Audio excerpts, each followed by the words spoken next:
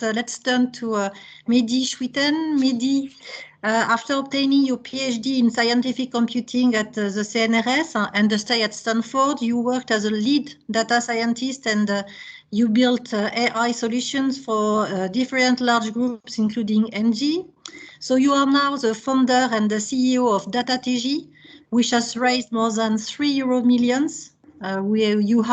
You now have 37 employees and you deploy solutions to major accounts on 3 continents. So a big achievement.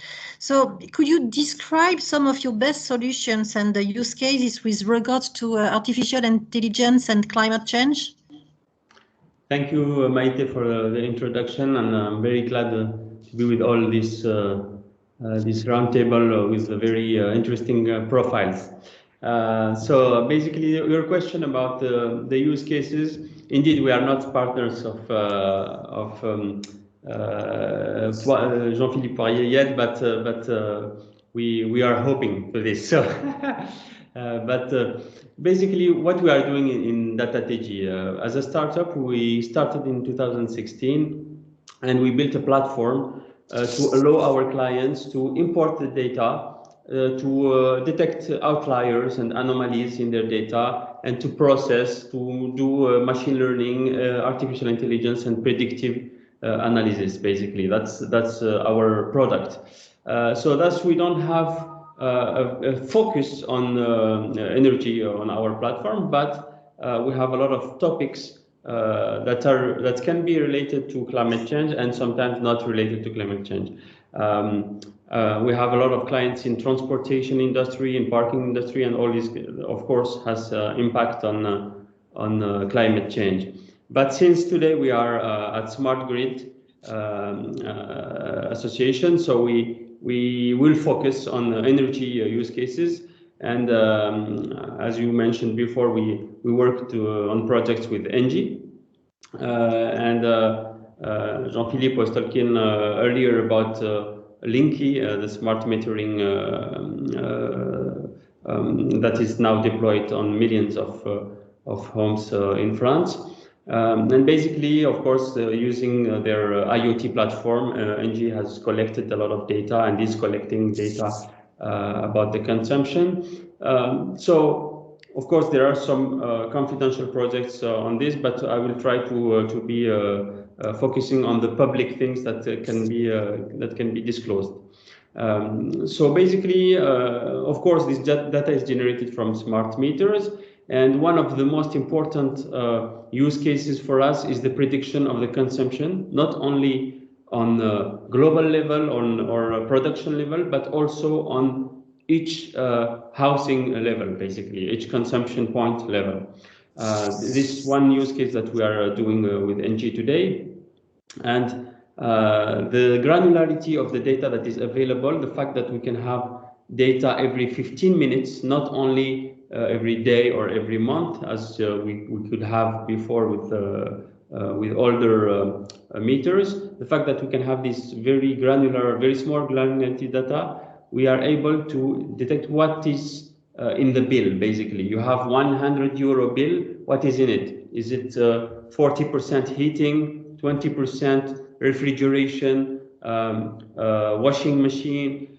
Of course, this data is important to have percentages of consumption, and also when is happening this consumption. Basically, if you are turning on your washing machine at a rush hour at 8 p.m., for example, when everyone is turning on different devices, it's important to make this notification of the user to tell him, okay, maybe if you turn on your washing machine at a different time, then it will have that consequence on your bill, because of course the price is not the same if you consume your energy on the rush hour or on another time, basically.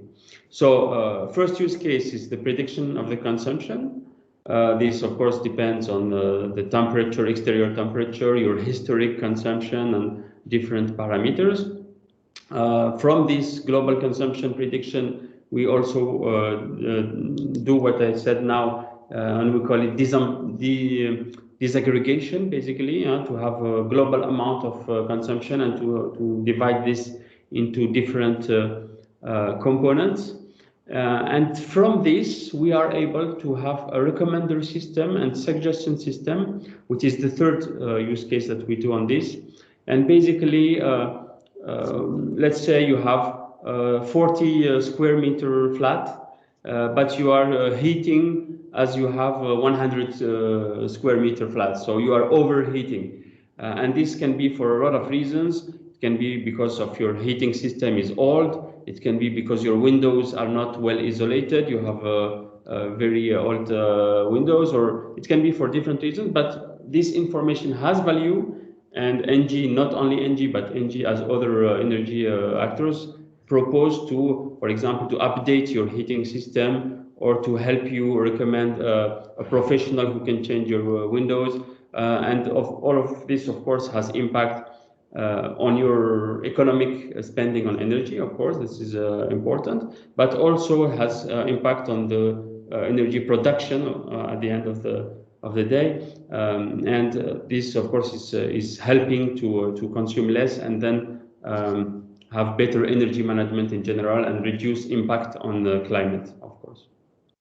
Thank you, Mehdi. So you mentioned a lot of use cases bringing direct benefits to the end users.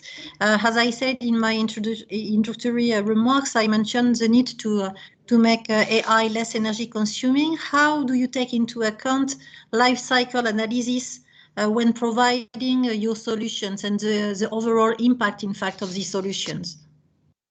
All right.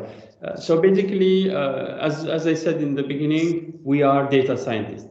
So we, even before working on energy, we are people who are focused on using data, storing data, processing data, replicating data. And of course, there are a lot of impacts of these processes, not only in energy systems, but in every company today has data to store, data to process, and basically is using either its own data centers or is buying some cloud service to store and to process its data. Of course, when you have this amount of data, significant amount of data, the first goal is to mutualize the resources, basically. If you have, I don't know, consumption data, you want to have a data lake, something that is accessible by different projects. And this is the first step, which is very important to us, to have mutualization of the data and of the resources in general, hardware, software, and of course, the more you reduce the access to the data, the more you reduce the fact that this data is replicated in different projects, the more it's relevant for climate sustainability, basically.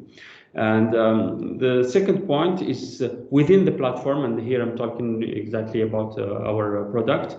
Within the platform, we have these different steps when you build an AI algorithm. For example, you have your data that is arriving as raw data, then you process it to clean the data, you eliminate some duplicates, you eliminate things that look like outliers, and all these steps generate intermediate data, of course.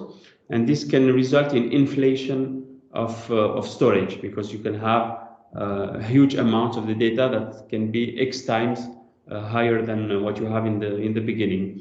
And at DataTG, but not only at DataTG, there are some other companies that are doing this.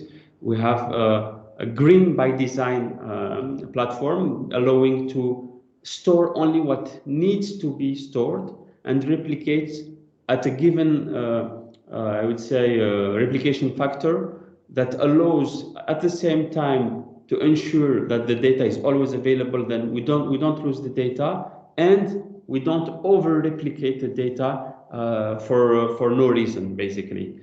So this is one of the things we are proud of at DataTG, is having this green by design platform. Thank you, Mehdi. I mentioned that DataTG raised €3 million, so we may wonder who gives this kind of money. We have another question from Noureddin Al Said. You cannot get everything from data. It was mentioned during Mehdi's speech. Sometimes data are missing, sometimes data are wrong, sometimes data are not appropriate, etc. We need to couple data with physical models for observability and decision making. Could you comment on this issue? All right. Indeed, that is a very interesting question. The first point about the missing data and the data that is can be sometimes wrong. Of course, the challenge is to know which data is wrong, which data is reliable.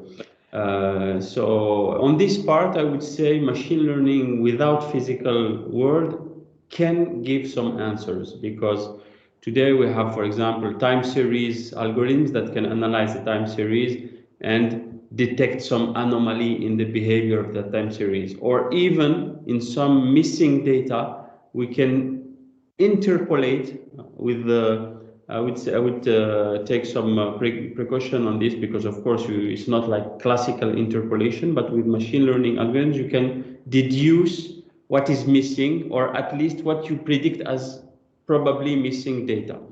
So for example, if you lose data from 9 a.m. to 11 a.m., you have no visibility on the data, but based on historical data, based on cyclic phenomena and things like this, seasonality, you can try to infer the missing data.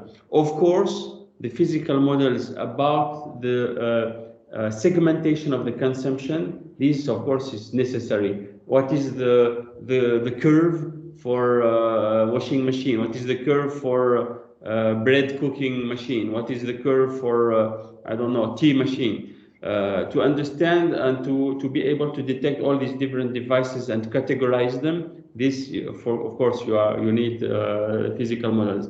And to finish on this question, I would say data scientists have to be very humble dealing with this sector or any other sector, because of course we know algorithms, we know how to handle data, but there are people who have 20, 30 years of experience dealing with energy sector.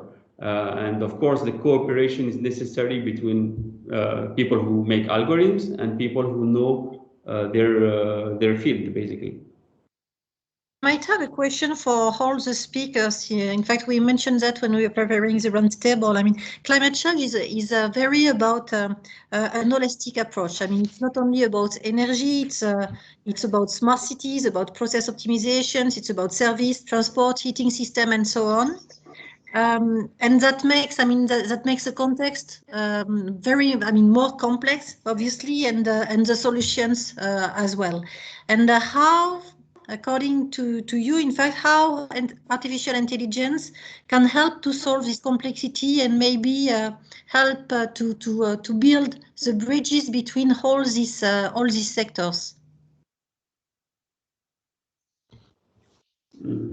Maybe I can start on this. Okay, go ahead. Okay, that's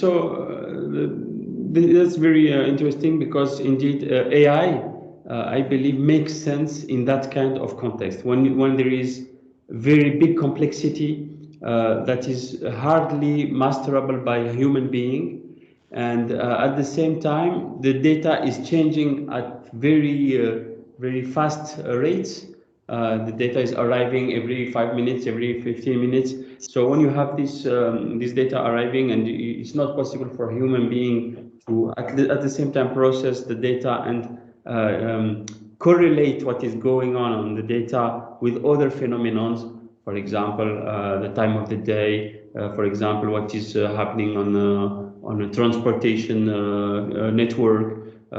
So making a link between very heterogeneous sources of data is the starting point for AI, because of course when we do AI, we quite rarely guarantee 100% accuracy on a prediction, but at the same time I would say the complexity of the problems that we tackle with AI justifies the fact that okay, we can accept that we are 99.9 100% accuracy because the problem is so complex, then we accept this. If we talk, for example, about weather prediction, okay, we know that the problem is very complex. It's impossible to predict a month before all the weather. But if you can get as accurate as possible, then it makes sense. And I see it like this on the holistic view. You're talking about climate change, because of course all the phenomena that are happening in a smart city, for example, the fact that people are heating their homes depends on the exterior temperature. The fact that people are using public transportation or their own car depends on a lot of phenomena. And of course, we have seen some very important changes since we have COVID crisis.